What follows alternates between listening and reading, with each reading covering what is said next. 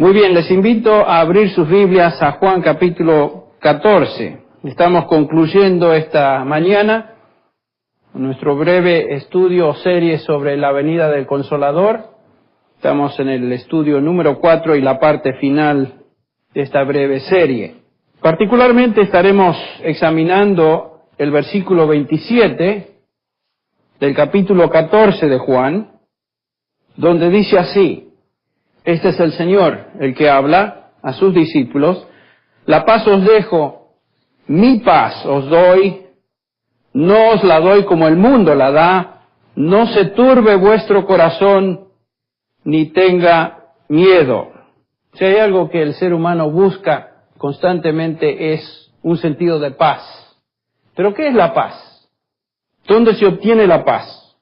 En nuestra Biblia, en hebreo, hay una palabra que sin duda ustedes han escuchado, que es la palabra shalom, que aún es usada hoy entre los judíos para saludarse entre sí.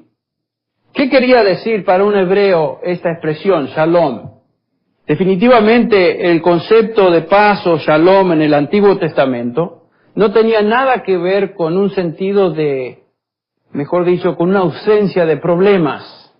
Cuando alguien deseaba la paz de otra persona, estaba expresando a través de ese saludo que él deseaba que dicha persona disfrutara del bien más alto que Dios podía concederle. Lo que estaba diciendo un hebreo, un judío, es: deseo todo lo mejor para ti. La palabra shalom tiene una idea positiva. No es la ausencia de problemas, sino que es el deseo de paz en medio de dificultades. En todo momento, pero aún también en medio de las dificultades. La gente, cuando habla de paz hoy día, está hablando por lo general de ausencia de conflicto. Paz en el sentido donde no hay ni existen problemas ni dificultades. Pero la palabra shalom, la cual se encuentra en la Escritura, no es ausencia de problemas, es independiente de los problemas que una persona tenga o no tenga. Shalom, entonces, tiene la idea de estar satisfecho en medio de cualquier situación. Estar satisfecho en medio de cualquier situación, este es el sentido bíblico de la palabra paz. En otras palabras, desligada de las circunstancias. Es la paz, por ejemplo, que llevó al apóstol Pablo a decir lo siguiente: he aprendido a contentarme con lo que tengo. Ustedes recuerdan. Sé vivir en pobreza y sé vivir en abundancia. En todo lugar y en todas las circunstancias he aprendido el secreto de hacer frente tanto a la hartura como al hambre, tanto a la abundancia como a la necesidad. Un sentido de paz. Esta es la paz de la cual nos habla la Biblia. Una paz que no es afectada por las circunstancias, sino que está por encima de las circunstancias. ¿Dónde se encuentra este tipo de paz? ¿Quién la posee? Los hombres, como dije, están buscando incesantemente este tipo de paz, pero no la pueden encontrar. De esta paz nos habla el Señor en el versículo que acabamos de leer, el versículo 27 de Juan 14. La paz os dejo, mi paz os doy, no como el mundo la da, yo os la doy, no se turbe vuestro corazón ni tenga miedo. En todo este capítulo que hemos estado estudiando, el Señor está consolando a sus discípulos. Ustedes recuerdan que los discípulos se encontraban perplejos, se encontraban desconcertados, no entendían muchas de las cosas que el Señor les había dicho, en particular el hecho de que el Señor les iba a dejar, les iba a abandonar. Y por esa razón entonces el Señor Jesús les da una serie de promesas, comenzando con el versículo 15, donde les promete la venida de otro Consolador, igual a Él, que iba a estar con ellos para siempre. Y el propósito de estas promesas era consolar a sus discípulos y cambiar su tristeza en gozo y esperanza. El Señor les promete la venida del Espíritu Santo.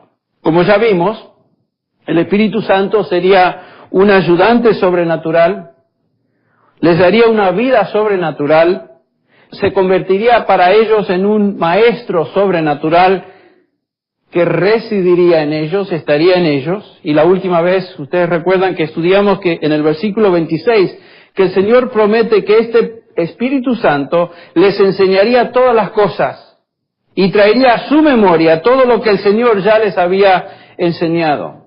Dijimos que esta promesa del Espíritu Santo en términos de ser un maestro se refería primordialmente al ministerio de revelación que el Espíritu Santo llevaría a cabo en aquellos discípulos cuando enseñaran la doctrina apostólica y escribieran las páginas del Nuevo Testamento.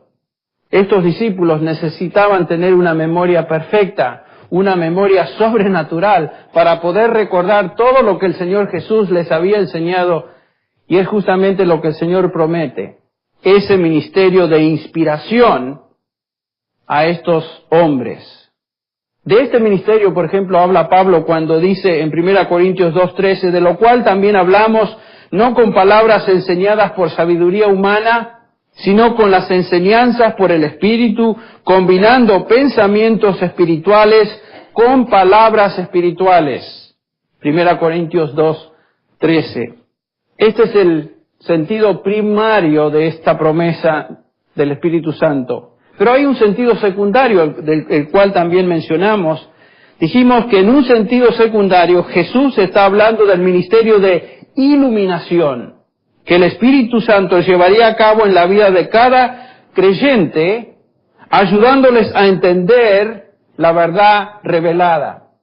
Juan, el apóstol Juan, en su primera epístola, en el capítulo 2, versículo 20, dice a los creyentes que ya habían recibido el Espíritu Santo, pero vosotros tenéis la unción del Santo y todos vosotros lo sabéis. El versículo 21 dice, vosotros conocéis la verdad. El Espíritu Santo iba a venir a enseñar al creyente y guiarlos a la verdad también. Entonces tenemos dos ministerios del Espíritu Santo en cuanto a enseñanza. Uno es de revelación y el otro es de iluminación.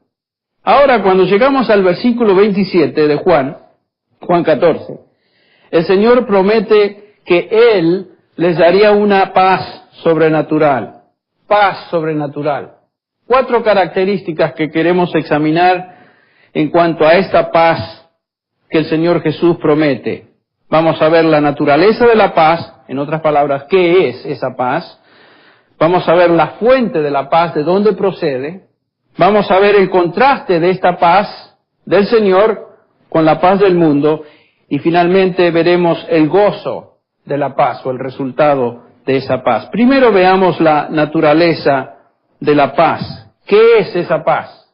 ¿En qué consiste? El Nuevo Testamento nos habla de 2 tipos de paz. Una paz objetiva y otra paz subjetiva. La primera tiene que ver con nuestra posición delante de Dios. La segunda tiene que ver con nuestra experiencia como cristianos. Una tiene que ver con nuestra relación con Dios. La otra tiene que ver con nuestra relación con la vida como creyentes. Entonces, esa segunda parte estamos hablando de la paz de Dios. Nunca podemos realmente entender la paz de Dios, la paz subjetiva, sin entender primero o sin tener primero la paz objetiva, que es la paz con Dios. Veamos cómo el Nuevo Testamento entonces describe estas 2 perspectivas de la paz. En Romanos 5, si ustedes tienen sus Biblias, Romanos 5, Pablo nos introduce a la paz objetiva, la cual él llama paz con Dios.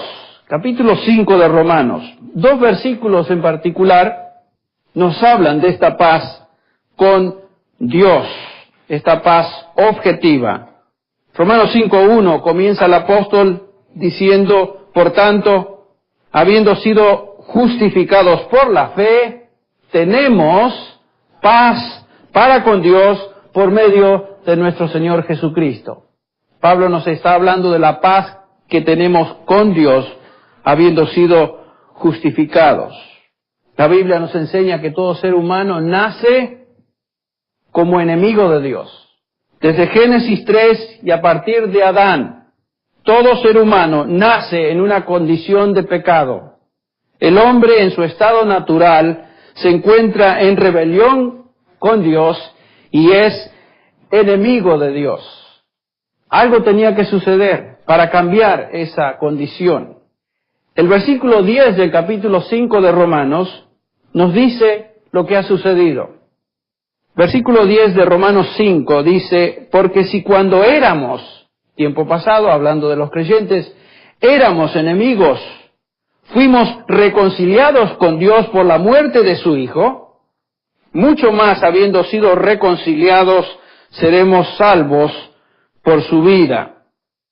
Éramos enemigos de Dios. ¿Ven la palabra? Éramos enemigos de Dios. Esa era nuestra condición antes de haber sido reconciliados por la sangre de su Hijo.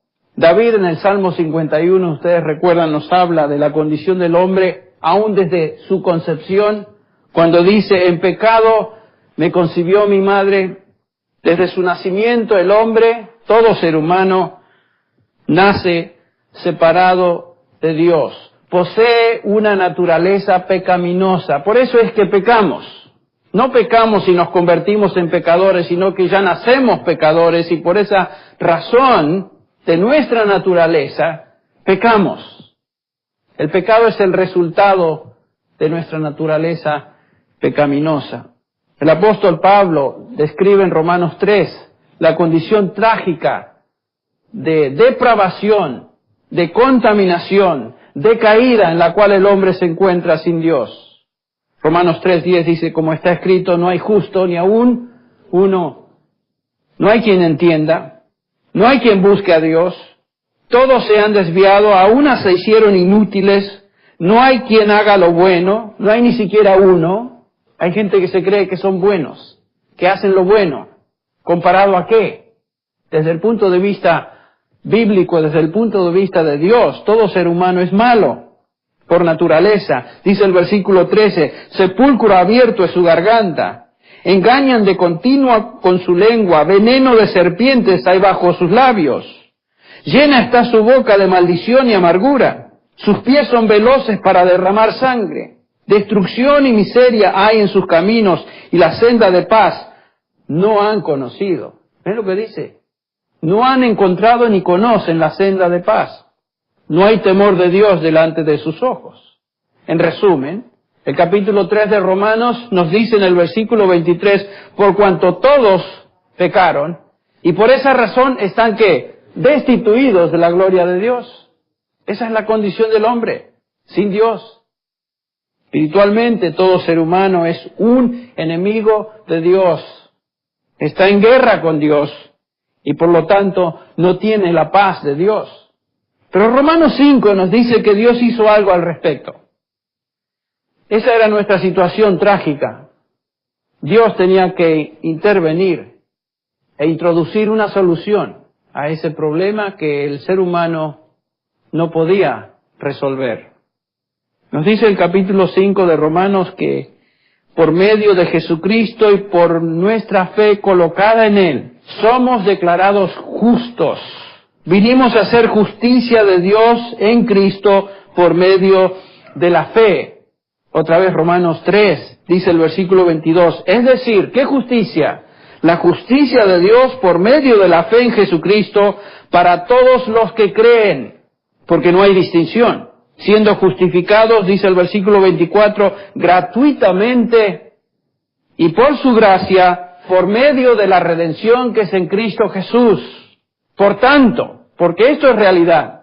Ahora sí, regresando al capítulo 5 de Romanos, versículo 1, por tanto, habiendo sido justificados por la fe, tenemos paz para con Dios por medio de nuestro Señor Jesucristo. Jesucristo estableció la paz. Él compró nuestra paz. La única manera de tener paz con Dios y quitar de en medio esa enemistad que nos separaba de Dios es que Cristo tuvo que pagar por nuestros pecados. Y aquellos que ponen su fe en Él, entonces reciben de Dios no la condenación con la cual nacemos, sino la justicia de Dios, la cual Él imputa a todo creyente en Cristo Jesús. ¿Con qué resultado? Con el resultado de que ahora ya no somos enemigos, sino que hemos sido reconciliados, dice el pasaje, y por lo tanto gozamos de paz con Dios. Romanos 5:10, porque si cuando éramos enemigos fuimos reconciliados con Dios por la muerte de su Hijo, mucho más, habiendo sido reconciliados, seremos salvos por su vida. Esta es la paz objetiva, es la paz legal que un creyente en Cristo tiene para con Dios. Nos declara justos delante de Dios y nos garantiza que ya no seremos juzgados por nuestros pecados. Jesucristo hizo la paz, hizo que la paz exista entre Dios y el creyente. 2 Corintios 5:21, un pasaje que bien conocemos. Al que no conoció pecado, hablando de su Hijo Jesús, le hizo pecado por nosotros para que fuéramos hechos justicia de Dios en Él. Noten lo que sucede. Dios imputa o coloca legalmente su justicia sobre nosotros los que creemos y toma nuestros pecados y los coloca sobre la cruz de su Hijo Jesucristo. Esta justicia hace posible entonces la paz con Dios. Entre paréntesis, cuando un pecador tiene paz con Dios, ¿sabe con qué otros tiene también él paz? Con aquellos que también han sido justificados, con aquellos que pertenecen a la familia de Dios. Tenemos paz con Dios y tenemos paz con otros que son del Señor, son hijos de Dios. Efesios 2:13 nos dice, pero ahora en Cristo Jesús, vosotros, que en otro tiempo estabais lejos, hablando en particular de los gentiles, habéis sido acercados por la sangre de Cristo, porque Él mismo es nuestra paz. Escuche, quien de ambos pueblos hizo uno, derribando la pared intermedia de separación, aboliendo en su carne la enemistad, la ley de los mandamientos, expresados en ordenanzas, para crear en sí mismo de los dos un nuevo hombre, estableciendo así la paz. Somos uno en la familia de Dios. Ya no hay judío, ya no hay mujer, ya no hay esclavo, ya no hay persona privilegiada, todos somos uno en Cristo Jesús. Paz con Dios y paz con aquellos que pertenecen a la familia de Dios. Esa es la paz objetiva. Pero hablemos un poquito de la paz subjetiva, la paz experimental, que entre paréntesis es la paz a la cual se refiere el Señor Jesús en el versículo 27. Aquella paz que el creyente experimenta en su espíritu. Esta es la paz de Dios en el corazón del cristiano. Es la paz que calma el corazón, que calma el alma, aun dentro de circunstancias totalmente difíciles. Es la paz a la cual Pablo se refiere ahora sí en Filipenses 4:7, un pasaje muy importante para entender la paz subjetiva de Dios, donde dice el apóstol, y la paz de Dios, no es la paz con Dios, sino que es la paz de Dios, que sobrepasa todo entendimiento, guardará vuestros corazones y vuestras mentes en Cristo Jesús. Esta es una paz sobrenatural. Es la paz que el mundo no tiene, ni puede dar, ni comprende, puesto que la paz del mundo, como vamos a ver, por lo general tiene que ver con circunstancias positivas. La paz de Dios es una paz que va por encima de las circunstancias. Y nos dice Pablo que esta paz de Dios guardará vuestros corazones y pensamientos en Cristo Jesús. Este es un principio muy importante. ¿Qué quiso decir Pablo con esta palabra guardar? La paz de Dios guardará vuestros pensamientos y corazones en Cristo. Es una palabra que se usaba en un sentido militar. Literalmente quiere decir montar guardia, montar guardia. Por supuesto, la gente de ese tiempo, los filipenses a los cuales se dirige esta epístola, estaban acostumbrados a ver soldados romanos por todos lados. Más, Filipenses es una de las 4 epístolas que se mencionan comúnmente en el Nuevo Testamento como las epístolas de la prisión. Pablo escribió esta epístola a Filipenses desde su primer encarcelamiento en Roma, allá a fines del capítulo 28 de Hechos, 27 y 28 de Hechos, donde él está siendo custodiado, está siendo protegido. Hay soldados junto a él que estaban montando guardia. Y es posiblemente lo que Pablo tenga en mente cuando dice que la paz de Dios guardará vuestros pensamientos, montará guardia en vuestra mente y vuestro corazón para protegerlos. La paz de Dios iba a montar guardia o monta guardia en nuestra mente y corazón. Entonces Pablo transfiere el concepto de montar guardia, la idea militar, a la tarea que la paz de Dios llevaría a cabo en el corazón y la mente de los cristianos. El cristiano ha entrado a una nueva relación con Dios en Cristo, y esta relación de paz con Dios, ahora sí, garantiza la paz con Dios. Pero como resultado de esa paz objetiva, el creyente ahora puede experimentar la paz presente, que es la paz de Dios. Ahora veamos la fuente de esta paz. La naturaleza ya la vimos, ahora veamos la fuente. Dice el Señor Jesús: la paz os dejo, mi paz os doy. Es una paz muy particular. Noten que esta es mi paz, dice el Señor, la paz que yo poseo. Esa es la que yo os dejo a vosotros, discípulos. La fuente de paz es el mismo Señor, quien logró esa paz para que también nosotros la pudiéramos experimentar. Efesios 2:14, Pablo dice en este pasaje que Él, Jesucristo, es nuestra paz. Realmente no hay paz, ni podemos experimentar paz fuera del Señor Jesús. El único que puede dar paz es Él. Mi paz os doy. No como el mundo la da. No estoy hablando de esa paz, dice Jesús. Les estoy hablando de mi paz, que es muy distinta. En Hechos 10:36 leemos el mensaje que Él envió a los hijos de Israel, predicando paz por medio de Jesucristo. Jesucristo es el Dios, el Señor de paz. En 2 Tesalonicenses 3:16 dice: y que el mismo Señor de paz, siempre os conceda paz en todas las circunstancias. El Señor sea con todos vosotros. Lo que dice Pablo acá es que Cristo es el Señor de paz, quien concede paz. La fuente de nuestra paz es Él. Jesucristo es el dador de paz.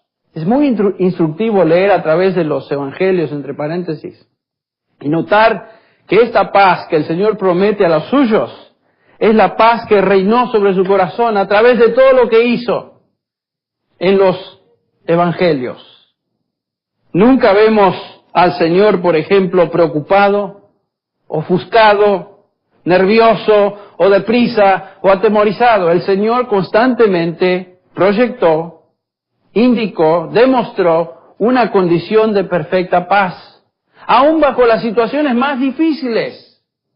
Por ejemplo, ustedes recuerdan, y me encanta este incidente, en Marcos capítulo 4, donde el Señor, o Marcos relata lo que aconteció allá en ese momento cuando el Señor calma la tempestad.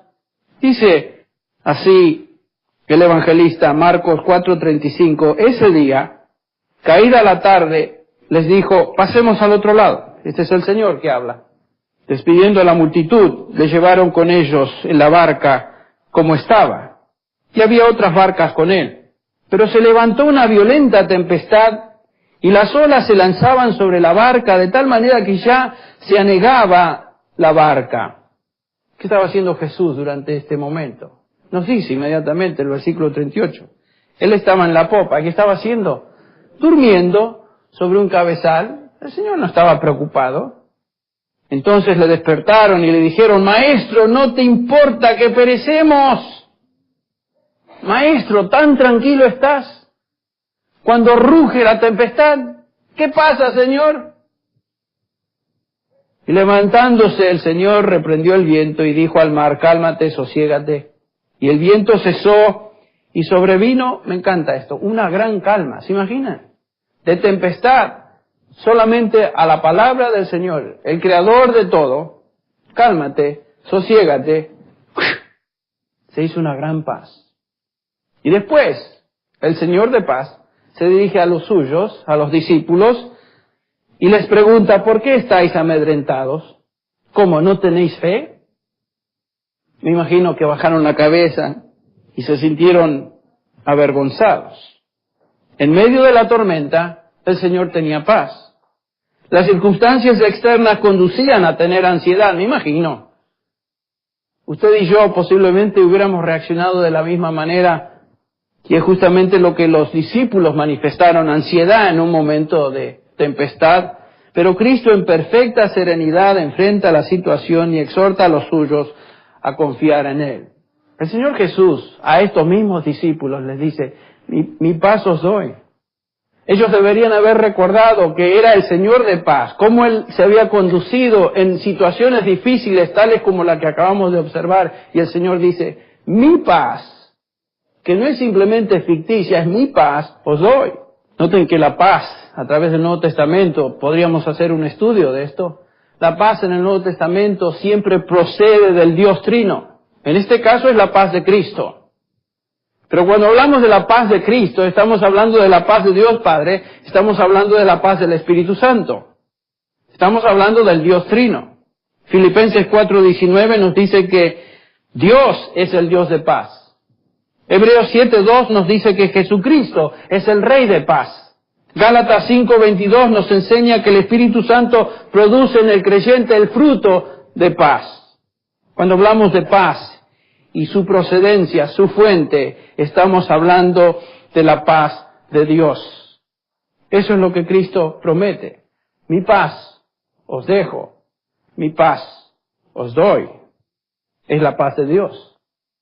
La naturaleza, la fuente y ahora el contraste de esa paz. El Señor dice que no es una paz como la que el mundo da, fíjese, no como el mundo la da, yo os la doy. Hace un gran contraste. No es la paz del mundo ni la paz de la cual el mundo habla, sino que es mi paz. Cuando el mundo habla de paz, habla de algo muy distinto a lo que el Señor aquí promete. El mundo solo puede dar tranquilidad momentánea, ¿no es cierto? Y siempre está buscando esa paz. La paz del mundo siempre depende de las circunstancias o la ignorancia de la realidad. Todo ser humano a veces experimenta momentitos de paz. Pero si examinamos la historia de la humanidad, el hombre siempre ha estado en guerra. Siempre ha estado en guerra. Estaba leyendo unos datos acá que realmente son impresionantes. Desde el año 36 antes de Cristo hasta la Segunda Guerra Mundial se estima que hubieron 14.558 560 guerras, más o menos. El hombre siempre está en guerra.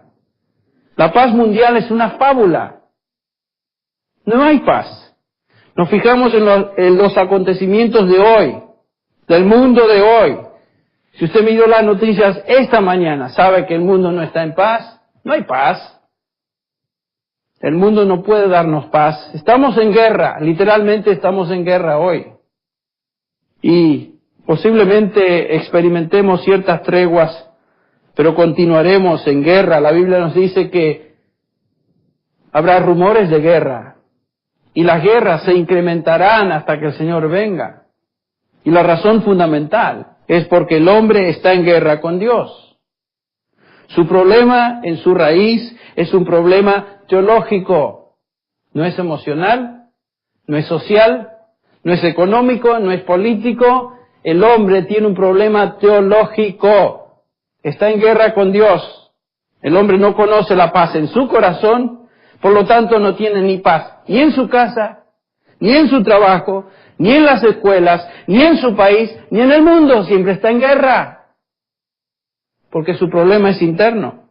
El hombre busca desesperadamente la paz y trata de encontrarla en drogas, alcohol, visitas a su psicoanalista o su consejero familiar y de alguna manera busca paz.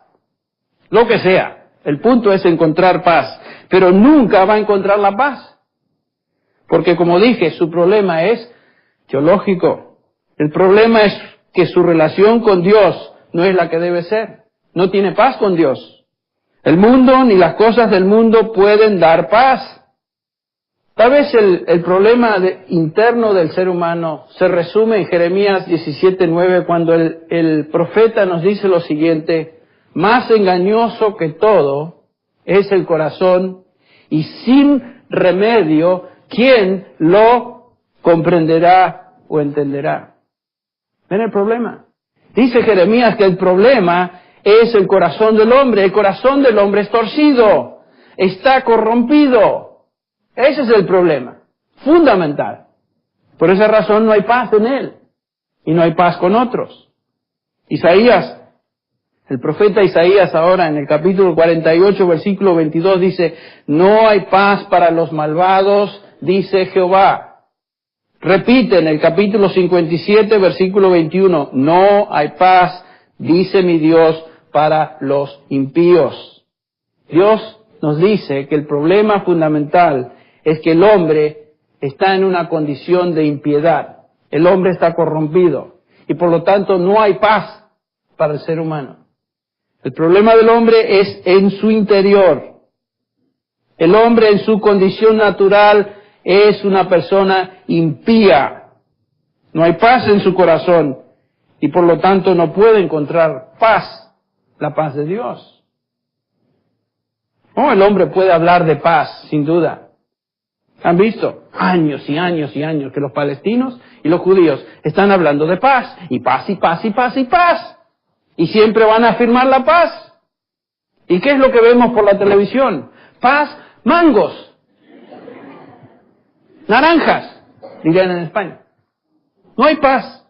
Jeremías nos dice, en el capítulo 6 de Jeremías: porque desde el menor hasta el mayor todos ellos codician ganancias, y desde el profeta hasta el sacerdote todos practican el engaño, y curan a la ligera el quebranto de mi pueblo, diciendo paz, paz, paz, paz, pero no hay paz. Eso es lo que Dios dice. El hombre pura charla de paz. Paz, paz, paz. El punto es que no hay paz. Otra vez Jeremías 8:11, y curan a la ligera el quebranto de la hija de mi pueblo, diciendo paz, paz, pero no hay paz. Versículo 15, esperábamos paz y no hubo bien alguno, tiempo de curación y he aquí terror.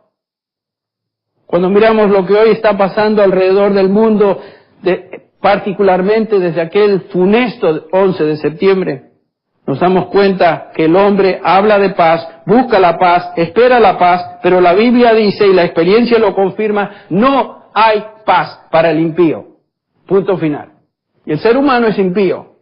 Nacemos en pecado, vivimos en pecado, estamos muertos en delitos y pecados, estamos bajo la ira de Dios, somos hijos de ira, a menos de que el príncipe de paz haga la paz y nosotros tengamos paz con Dios para poder experimentar la paz de Dios. El mundo sin Cristo no puede experimentar paz. Si el hombre tiene un momento de paz, solo es un camuflaje, no es real. El mundo no tiene paz ni puede dar paz. Es lo que dice el Señor Jesús: mi paz os dejo, mi paz os doy, no como el mundo la da. Porque no la tiene ni la puede dar. Todo lo que pueden dar es una pildorita ficticia, como una inyección, como una droga, para calmarnos, tranquilizarnos por un instante, pero no es paz. Una droga no es paz. Entonces, en el versículo 27 de Juan 14, Cristo nos habla de la naturaleza de la paz, la fuente de la paz, el contraste de la paz y ahora el resultado de la paz. No se turbe vuestro corazón ni tenga miedo. Esta declaración nos enseña que nosotros debemos responder a esa paz que ya tenemos. Este es un mandamiento, noten. No se turbe vuestro corazón ni tenga miedo. Mi paz os dejo, mi paz os doy, pero ahora ustedes hagan lo siguiente: no se turbe vuestro corazón. Tenemos que aferrarnos a esa paz para poder disfrutarla. Tenemos que aplicar esa paz a nuestra vida. El Señor ya nos ha dado su paz. pero tenemos que apropiarnos de ella, orar, pedir, traer nuestras súplicas a Él, como dice Filipenses 4:6, por nada estéis afanosos, este es para los creyentes, para nosotros. Antes bien, en todo, escuche bien, creyente afanoso, antes bien, en todo, mediante oración y súplica, con acción de gracias, sean dadas a conocer vuestras peticiones delante de Dios. Y la paz de Dios, como resultado de eso, que sobrepasa todo entendimiento, guardará vuestros corazones y vuestras mentes en Cristo Jesús. ¿Recuerdan lo que el Señor Jesús les dijo a sus discípulos cuando estaban turbados y ansiosos en medio de la tempestad que les azotaba? Él se torna a ellos y dice, ¿cómo no tenéis fe? Es como si el Señor les hubiera dicho, yo estoy aquí con ustedes, yo estoy en la barca, yo estoy en control de todo y les cuido. ¿Será posible que duden de mi poder y mi habilidad de cuidarlos y protegerlos? El Señor de paz estaba con ellos. En medio de una situación difícil, lo que los discípulos tenían que hacer era simplemente confiar en el Señor. La ansiedad, el temor viene a nuestra vida cuando ponemos nuestra atención más en las circunstancias que nos rodean que al Señor de las circunstancias. Es lo que les pasó a los discípulos. Estaban mirando toda la espuma, todas las olas, todo el viento, en lugar de poner su enfoque y atención en aquel que estaba en medio de ellos, que era el príncipe de paz. A veces nos olvidamos de lo que el Señor ya ha hecho a nuestro favor y nos turbamos. Nos olvidamos que nuestros pecados fueron perdonados para siempre. Olvidamos que nuestro pasado ya ha sido resuelto, que nuestro presente está bajo el control de Dios y que nuestro futuro es seguro porque Él nos sostiene hasta el fin. Y nos turbamos. Hacemos lo mismo de los discípulos. Señor, Señor, no te preocupas de que perecemos. Qué lindo que el Señor no se enojó ni los trató mal, sino les dijo simplemente, ¿cómo no tenéis fe? Es la misma pregunta para usted y para mí. ¿No tenéis fe? Jesús dice, no se turbe vuestro corazón ni tenga miedo. Si estás turbado, si no tienes paz, pero eres del Señor, es porque te has olvidado de estas verdades y no confías en estas verdades. Si estás enfocando tu situación, o estás enfocando tu atención, mejor dicho, en lo que te rodea en lugar del Señor. Nos pasa a todos. Un corazón sin miedo, un corazón que debería haber estado turbado, pero no demostró eso porque estaba confiando en el Señor, era Esteban. Esteban estaba siendo apedreado, asesinado literalmente por una turba de individuos, y ante esa situación, e ignorando el dolor que debió haber sido horrible, imagínense estar siendo apedreado y muriendo de a poquito por los cascotes y piedras que le caen. Levanta esa plegaria a favor de sus asesinos y dice, Señor, no le tomes en cuenta este pecado. Esa era paz en medio de una situación difícil. Pregúnteme si no era difícil.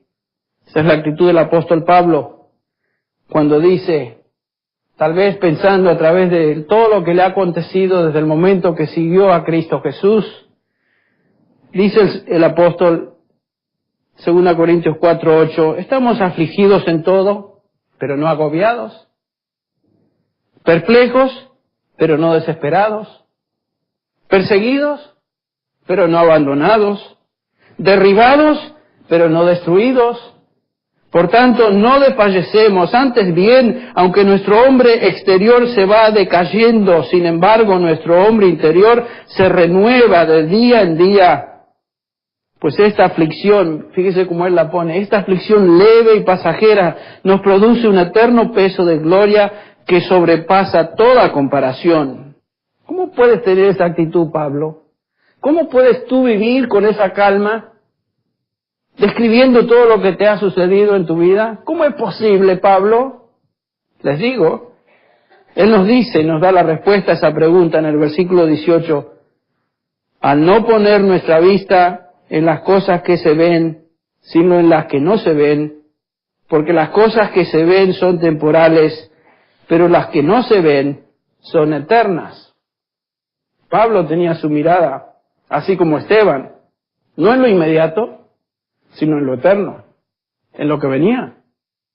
Eso le ayudó a experimentar la paz de Dios. Pablo está diciendo que la paz es el resultado de poner la mira en las cosas eternas. Esto implica entonces la disciplina de quitar nuestro enfoque en lo inmediato, en las dificultades presentes y poner la mira de nuestra fe, Colosenses 3:2, en las cosas de arriba. Entonces este pasaje de Juan 14, en este pasaje el Señor está consolando a sus discípulos dándoles promesas extraordinarias. Todas se encierran y acompañan la venida del Consolador, el Espíritu Santo. ¿Quién iba a ser? El ayudador sobrenatural, la vida sobrenatural, el maestro sobrenatural, e iba a darles una paz sobrenatural. Cada una de estas promesas son para el creyente, para usted y yo. Pero no son automáticas hasta que nos apropiamos de ellas. Tenemos el Espíritu de Dios, quien reside en nosotros y promete hacer realidad todo lo que ya es nuestro porque estamos en Cristo, pero hay algo que debemos hacer. La vida cristiana es proactiva, es activa. No es simplemente sentarnos con nuestras manos cruzadas y pensar que todo va automáticamente a suceder. Tenemos que hacer algo.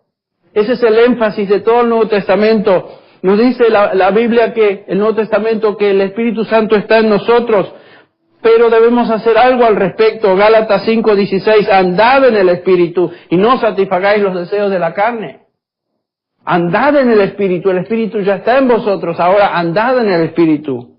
Tenemos vida nueva, pero debemos vivir en nueva vida. Como dice Pablo en Romanos 6:4, por tanto hemos sido sepultados con Él por medio del bautismo para muerte, a fin de que como Cristo resucitó de entre los muertos por la gloria del Padre, así también nosotros andemos en nueva vida. Tenemos vida nueva o nueva vida, andemos en vida nueva. Considerados muertos al pecado, pero vivos para con Dios en Cristo Jesús. Por tanto, no reine el pecado en vuestro cuerpo mortal, para que no obedezcáis sus lujurias. Esas son cosas que debemos hacer.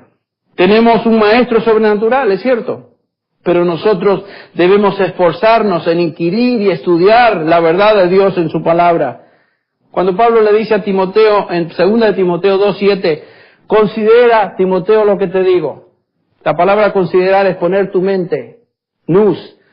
Pon tu mente, Timoteo, en lo que te digo y el Señor te dará entendimiento. Pero ese es tu esfuerzo, poner tu mente en estas cosas. Procura con diligencia presentarte a Dios aprobado como obrero que no tiene de qué avergonzarse, que maneja con precisión la palabra. Ese es un esfuerzo de Timoteo, es un esfuerzo del creyente.